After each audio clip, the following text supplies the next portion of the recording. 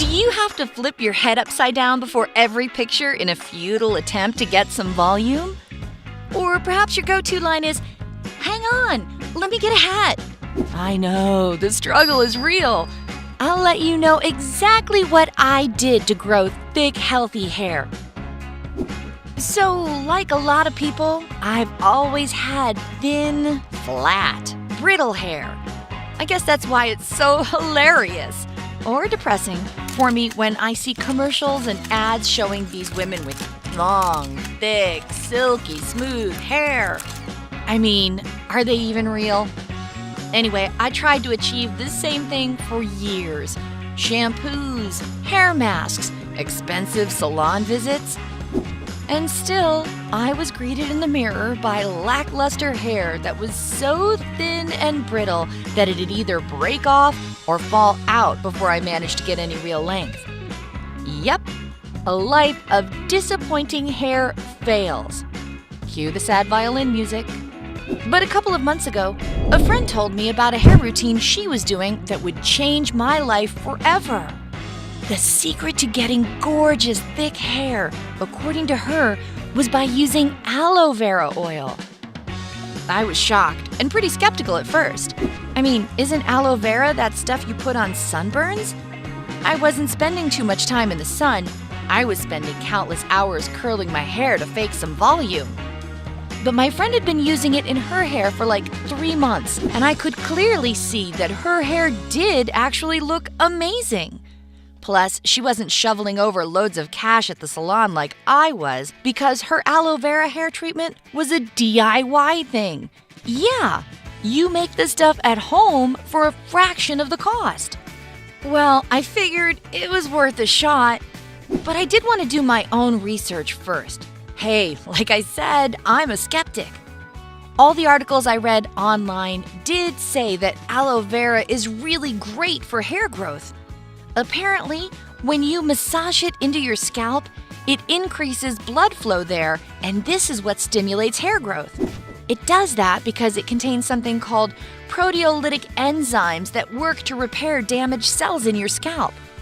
Once these cells are revitalized, your hair follicles become healthier and your hair grows faster and stronger. This is also supposed to help you deal with your hair constantly falling out and clogging up the shower drain. Yeah, me. I also read that aloe vera oil makes an awesome natural hair conditioner.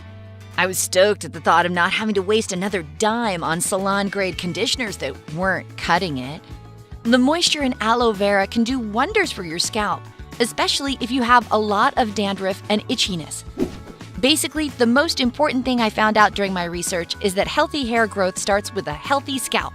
And that's exactly what aloe vera can do for you. So, having done my homework and mostly convinced of all these benefits, the next thing I had to do was make the hair oil myself. I was a little nervous about making something myself and putting it in my hair. I mean, what if I get the recipe wrong and all my hair falls out? Okay, that was a little dramatic, but still. I asked my friend for her recipe, and it wasn't that hard to follow at all. Here's what you do. Get your hands on aloe vera leaf. You can usually find them at most health food stores. Make sure you wash any dirt off it really well. You don't want to put that in your hair. Then, cut it into a bunch of little squares. Just go down to the leaf-making slices about 2 fingers width apart. Next, put the aloe vera cubes into a bowl along with some coconut oil. Heat it all up together by placing this bowl into a pot of hot water. You don't want to put the oil directly on the stove because the heat would be too strong. That's why you need the water. Kind of like when you melt chocolate on the stovetop. Stir everything periodically so that the coconut oil and the aloe vera juice get all mixed up nice and even. Do this for a few minutes. After letting the mixture cool off, pour it through a strainer into a different bowl so that you're left with just that yummy, oily goodness. Then, all you have to do is massage this oil into your scalp. Really focus it at the roots of your hair. Although, I also put some on my ends too. Hey, they could use the moisture. After massaging it into your head, let it sit there for 40 minutes to an hour. I went the whole hour because, well, I wanted to give it plenty of time to work its magic. Once it's done stewing in your hair, you can just hop in the shower and wash the oil out with your regular shampoo. Just make sure it's not a super strong shampoo. You don't want it to be too harsh on your hair. And if it's easier, you can leave the oil mixture in your hair overnight and wash it out in the morning. I'd just recommend using a shower cap to save your pillowcases. Now, just do that 2 to 3 times a week for a couple of months or so, and I'm telling you, you will see a difference. At around day 45, my hair was definitely shinier and thicker. And just after the 3-month mark, like day 95, my hair was visibly longer. I'm talking a lot longer. It's easily growing 2 times faster than it used to. So yeah, you heard it here. This homemade aloe vera oil really does work. And that got me thinking, what other at-home treatments like this can you do to boost hair growth and get it looking healthier? And thus began another marathon of online researching. I'll just touch on the other DIY methods I tried on my hair. Avocado, olive oil, egg whites, and mayonnaise are all great ingredients for hair masks.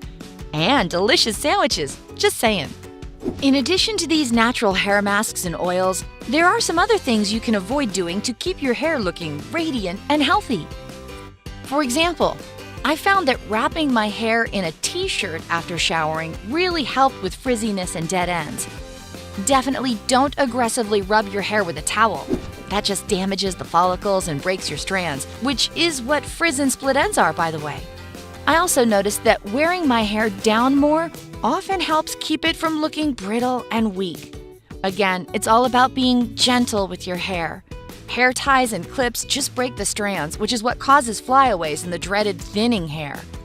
Now I try to wear my hair down most of the time.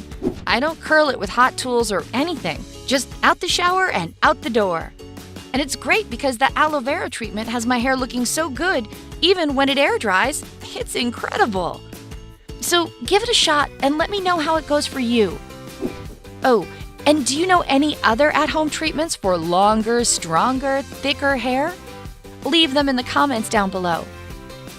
Don't forget to give this video a like, share it with your friends, and click subscribe to stay on the bright side of life.